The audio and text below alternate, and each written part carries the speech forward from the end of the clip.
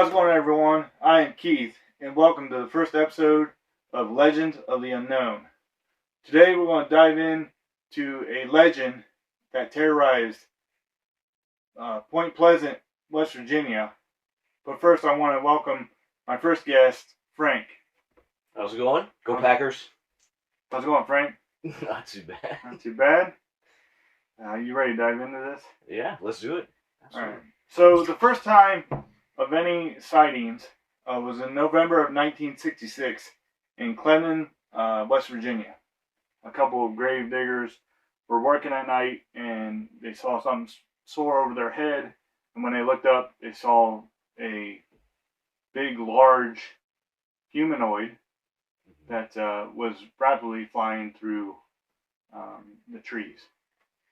And they reported it, and I'm just thinking, what would you do, if you were them? I mean, to look at that and be like, okay, what's going on here? Did I really just see what I saw? What would your thoughts be? So, yes, especially at that time, one of those guys, it's in the middle of night, or in night, mid-60s, you got all those crazy horror stories, more movies going out of time, The Blob, etc., etc. Yeah, I would have probably crapped my pants and so forth. But and who knows what was truly going through their heads. But yeah, it's, at least for that split second, you get that, oh dear God, yeah, I'm about to lose my life. You know what? Deal. Well, but and then kind of looking at him like, is it a bird? What is this? Mm-hmm. I'm assuming it's at night because they're saying that they're in the cemetery, so that just kind of adds to it. You're in the cemetery. You're already kind of on edge. Yeah. So yeah, I don't know. I'd probably be doing the same thing. Like, all right, it's time for me to leave. Time for me to get out of here. It's time for me to go home. It's time for me to clock out. Exactly. Where's my shotgun? All right. Yeah. What just flew over me? So, what makes this more weird is a few days later, in Point Pleasant, a couple, which they call it Lover's Lane in Point Pleasant, West Virginia, there's two couples there that it actually landed in front of their car. And they described it as a 6 foot, 7 foot tall creature with red eyes, with a large wingspan. And my thing is, now you have two different cities, and I'm not sure how much far apart they are, but back in the 60s, how fast did news travel? Within 3 days. How could they get that same creature? Word of mouth advertising. How quick does that go? Mm-hmm. And now they're saying, kind of like what the people were saying in the graveyard, that it moves rapidly. It could fly up to 100 miles an hour. So, although the body structure not necessarily fits, mm-hmm. because the people in the graveyard said is more of a brown hairy humanoid. Now they're saying that this is more of a white winged 6 foot, 7 foot creature with the red eyes. So the story I heard about it is hearsay. Was it the two couples? It's apparently in the same car doing Lover's Lane. They're on the road, and I didn't hear the part where it landed in front of them, but it was chasing them while they're driving down the road, and it's following behind them. And it went to the outskirts. The same story. It so chased them to the outskirts, off, and then this thing is following them, and so either. They said it was a dark gray humanoid creature, red eyes again. The common theme is the red eyes, big wingspan, and very tall, 7 foot tall. The story I heard about this two couples said it was 10 foot wingspan, 7 foot creature, red eyes, etc., etc. And then when they took a curve or so, it finally flew away, etc. But so, being the non-scientist, but I do love science. The fastest bird that I know of is the falcon, and it hits 125 mile an hour, but that's in a dive, a straight dive. So if these people are saying 100 mile an hour, who's recording this? How are they getting that? Is it just speculation, etc.? And when you're scared shitless, everything is moving fast. Right. Right. You know, so it's all about perspective, etc. And obviously your adrenaline spikes, and it's that fight or flight issue. So everybody's thinking, you know, it's moved past what it is. So right. And my thing is you know, if I guess if I'm just sitting in a car and something lands in front of me that's 6 or 7 feet tall, well, one, where'd it come from? Yeah. And two, yeah, I'm gonna get the hell out of here because honestly, I don't want to be around it. Kind of like graveyard situation. I really don't want to be around it. Anything that's all. Yes. Right. I agree. So, my thing is with the stories, word of mouth. Like I said, it's in the 60s. Your newspapers, maybe 3 days might hit, but I don't think that someone's going to be. And maybe I don't know. Maybe they're related. Maybe they have this all planned out. Like, hey, I want to say this. And a couple days later, you report the same thing. You know, but yeah. I just as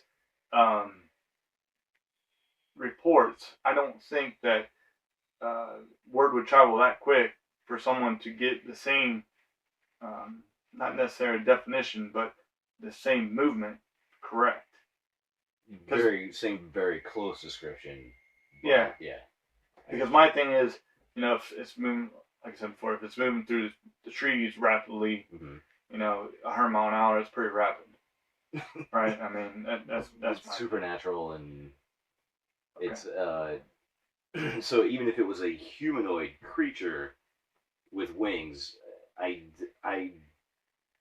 am very reluctant to believe that it could fly that fast without, you know, the assistance of some sort of engine, you know, or a dive. So okay. So let me say this. Good. No, say this. Let me say this. So what have I told you? 8 more sightings were reported in 3 days after the first sightings. Okay, so you had the one in Clendon. If I'm saying that wrong, I apologize. Now you have one in Point Pleasant. Okay, so now you have 8 more sightings reported in 3 days, and 2 of them were volunteer firefighters. Okay, so the credibility is granted good. Yeah. You know, I mean, I wouldn't think they would lie about it, right? They claim to see a very large bird with red eyes. So again, it's going back to that bird-like person, humanoid, with red eyes. True. So what are your thoughts on that? Well, I mean, it's pretty cut and dry in that case, because they keep saying it's a bird. Or everybody keeps saying it very much a bird. So, as the skeptic, I would have to say, yeah, they saw a bird. How many people who've been out camping or so forth have seen? I know up here in this neck of the woods, we have the great blue heron. You know, granted, those things only get about 4 feet tall, still gray, etc. And yeah, they're skinny, but 4 feet tall. Even if that landed in front of me, you know, on the hood of my car, there's going to be that moment of, oh god. True.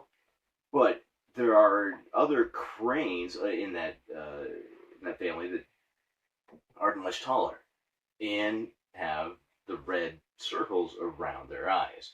So if you look at migratory patterns of birds, etc., how far-fetched is it to speculate that one got off path and, you know, it got out of its flight pattern, got lost from the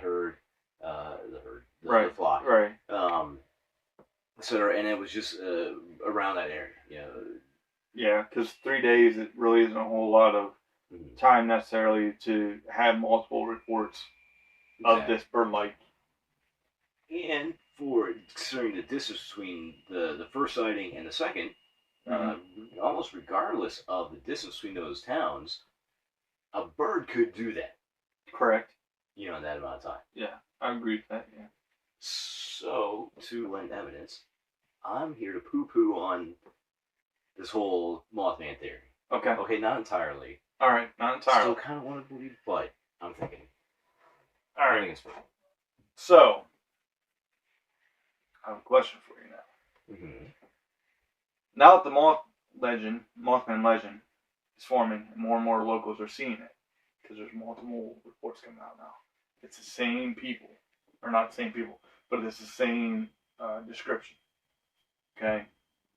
Do you think it's because it's in the news? Or do you actually think people, their minds are playing tricks on it? Because they're saying, all right, now it's in the news, I want to be involved in this, so I'm going to say, hey, I've seen it. Exactly. Or is it that person that's out in the country, camping, whatever, and it's like, what is that? Am I seeing it? Oh, yeah, I just saw it run. Or, yeah, I just saw it fly to a tree. Mm-hmm. I mean, that's a plausible scenario, correct? It is. I think, and that is the most plausible scenario, is just people trying to get in on the fun, get on the action, and also people are, I don't want to say easily influenced, but as a whole, humans are pretty easily influenced when it comes to myths and legends and so forth. Correct. Which is why we're here. So, for example, read a story about a frontiersman way back in the late 1700s. He was, I can't remember exactly where he was in the eastern U.S. Cruising between towns. He had to do it in the middle of the night to avoid Indians, etc. An Indian attack. He got to a certain point in the woods and all of a sudden just came to a dead stop because about 50 feet in front of him, he swears he saw a bear. Okay. That was standing up on his back haunches, and obviously in that region it'd be a black bear, but they can still, a large male get pretty tall. Right. 7 feet, etc., whatever it is. So this guy, he freezes, he stands there for an hour. So he says, what it felt like an hour, just watching, looking at this object in the woods, and he can't tell exactly what it is. It's not moving, but he's just far enough away.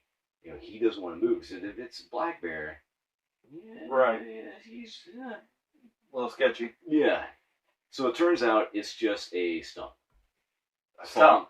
A tree that fallen, broken halfway off, and it's just in the middle of the woods. Yeah. So, but how did he get to think that that was a black bear? Because you have that image, either whether you've actually seen one or someone else has described a vague description of said object or animal to you. And in our minds, we humans have great minds, very creative minds. Yeah. We can piece together little things, and make an object look like what we want it to be. So, hence why I think this Mothman. I agree with that, because I go camping. I've been out in the woods, and I've been out in the woods at dark, or just walking around, my property, and I'm like, what is that? And in my mind, it goes to, some big monster, per se. Exactly. But in reality, like you said, it's just a limb out in the yard. Or, Exactly. So, from what we've already kind of encountered with this discussion, I think it is, I'm kind of torn, because there is multiple descriptions of the guy, or of Mothman, in 2 different cities that not necessarily match up, but they are going by the speed. So I don't,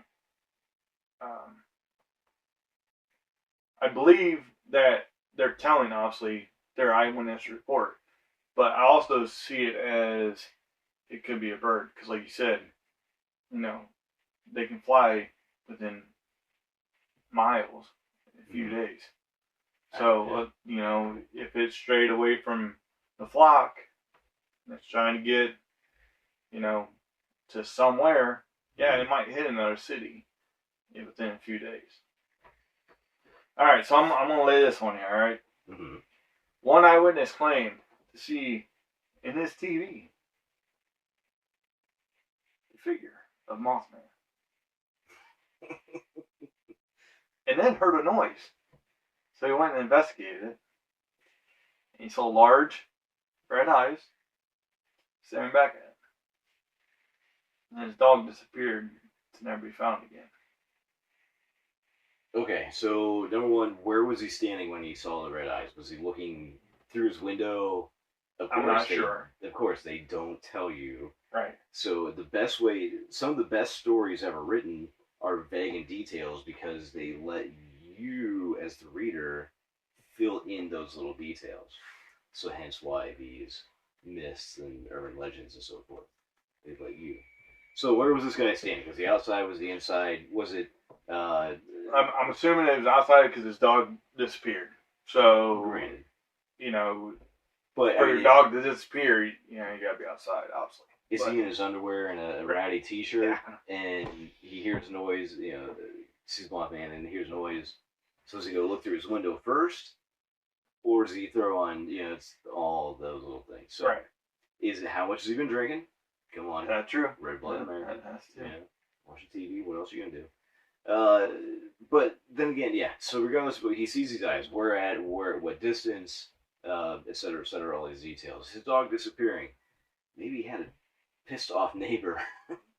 His dog kept barking and barking and barking, and the neighbor finally had enough and, took care of little Fifi or Big Jojo, whatever he named his dog. Right. Whatever it kind of was.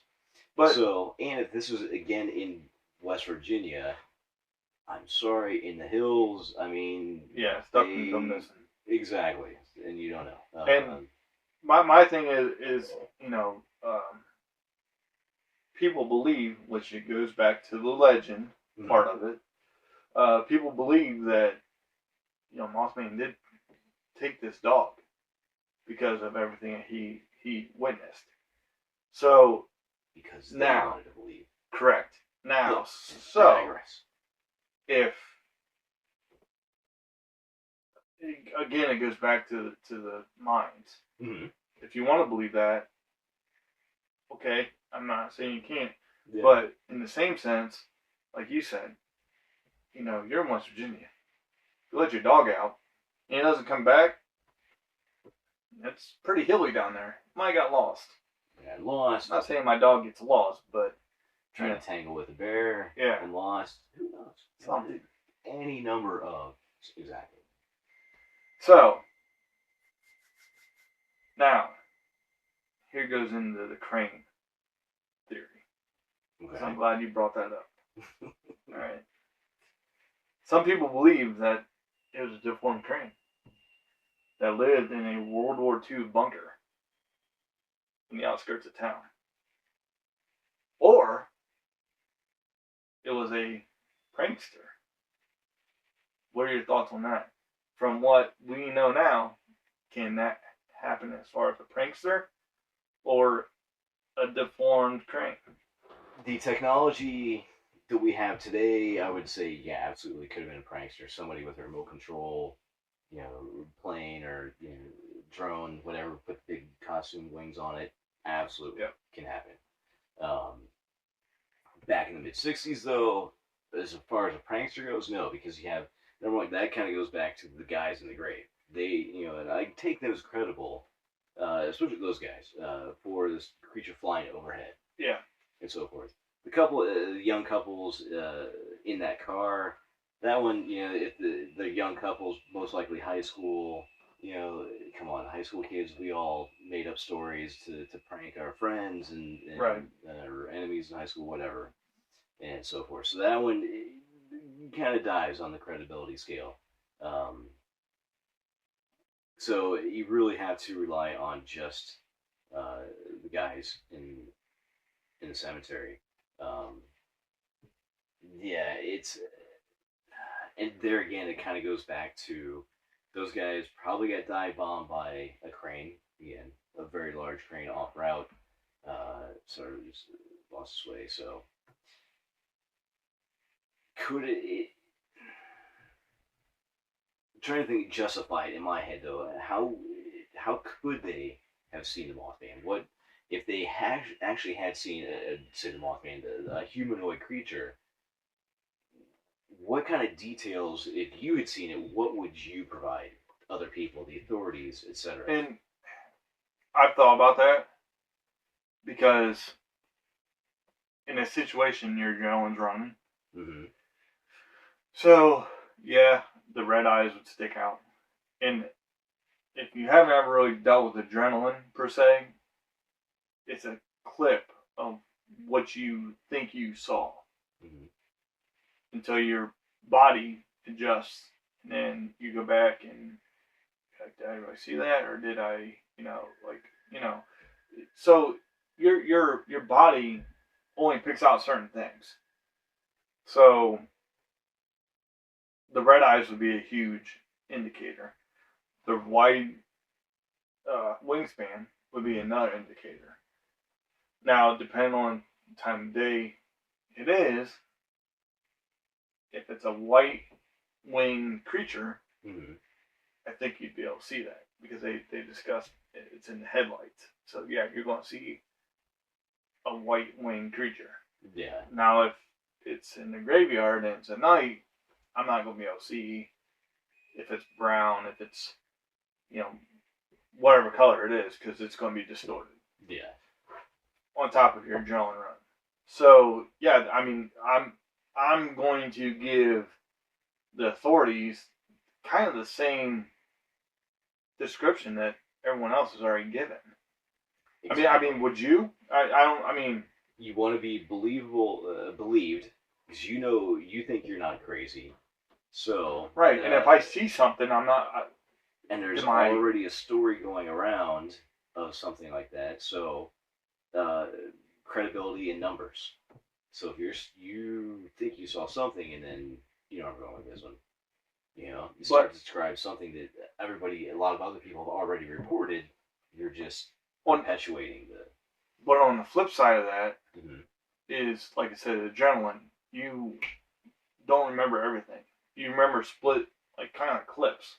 Mm-hmm. So if I'm going into a police department per se and reporting this, and they say, "Well, was it white or was it what color was it?" Like, yeah, it was white. And I'm like, no, that's not right. I don't remember, I can see where people get kind of like drawn into a question. Exactly. Is what color was it? And then if my brain is already saying, in the news and everything that it's a white winged creature, mm-hmm. It's my mind. My mind's going to go to that. So, is it more of what you saw, or is what's already been programmed in your mind? Yeah. So, who would be able to pull this off and having everyone believe that, it was obviously an animal, but prankster wise. It's hard to believe somebody who's got a very creative imagination and so forth. But in the 1960s? Yeah.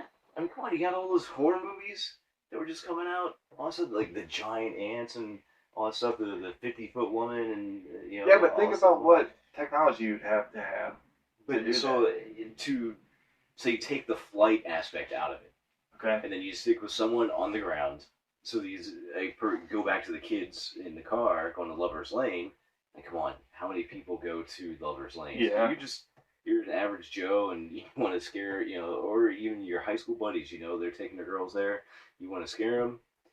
I know how to do it. Make up a costume. Just wait. But multiple. I'm playing devil's advocate here. Yeah. Multiple sightings other than Lover's Lane. Okay, so granted, but this guy out in the camp or his house sees it on TV, etc. Which Sees that the one, image, yep. that one goes back to how many beers is he drinking? Was he drinking? Was he doing the happy weed back then or so? Yeah. Well, in the 1960s too. Remember the snow on Yeah, TV from yeah. back then? Yep. Well, not back then because I wasn't born yet, but I know. We've all what seen you're talking images. about. I Love Lucy. You see Yeah. the opening the snow on the TV. Yeah. You get a reflection of his coffee pot in the background. The little red button, reflects off the TV. Who knows what? That's far fetched. But you know what I'm saying? He wakes up out of a drunken stupor, out of it. He's high. Who knows what? But sees that, and then, but he got woken up because of the loud noise, Right. or a first loud noise wakes him up. He sees, holy crap, blah blah, and then another as his dog's getting. He actually described the red eyes like bicycle reflectors. So. All right, that's pretty prominent then. Yeah. Okay. So I'll give you an example though. Look out your window at night, and you see taillights. Yeah. Reflected in your window. They're bigger, right? Because of the distortion of the. Good call. Yeah. I'm with you. Again, it goes back to where were you at? What was happening? Did you see it out your back door? Or was it through a window? So, yeah, I mean, I don't think a prankster could possibly pull this off, just with the technology back then. Lack of. Yeah. Lack of. Yep. But crane, I can definitely see. So we're going to fast forward. It went a whole year. There's over 100 sightings of Mothman. Okay, this is where it gets weird and tragic at the point. Although I like my dog, I don't want it to be gone by Mothman because that's kind of tragic too. But this is where it really gets tragic. The Silver Bridge. I don't know if you know much about it, but on December 15th, 1967, I-beam snapped. And it was rush hour at 5 p.m., and trucks and cars plummeted to the Ohio River. That's brutal. So, not only is it cold, obviously, but, you got all these people in the river. 46 was killed at the time. Okay. But eyewitnesses say that they saw Mothman on the bridge moments before it collapsed. And most people say it was for a warning. Okay. So, my thing is, if you have eyewitnesses saying that Mothman was hanging on the bridge or whatever it was, and the I-beam broke, you have engineering coming in, and you have the paranormal coming in. Yeah.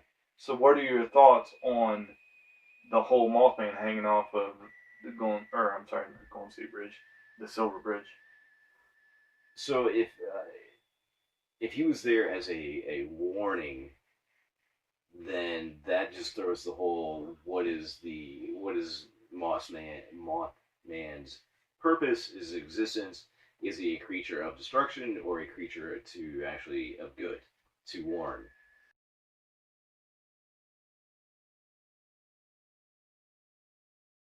Debunked or real? I'm saying debunked. Okay. To be honest, I'm saying debunked. So that's our show. Thanks for watching. We'll have a show next week. Tune in. Hopefully I'll have it posted within Saturday or Sunday. And thanks for watching. Don't forget to like and subscribe. I'll see you next time. Go Packers.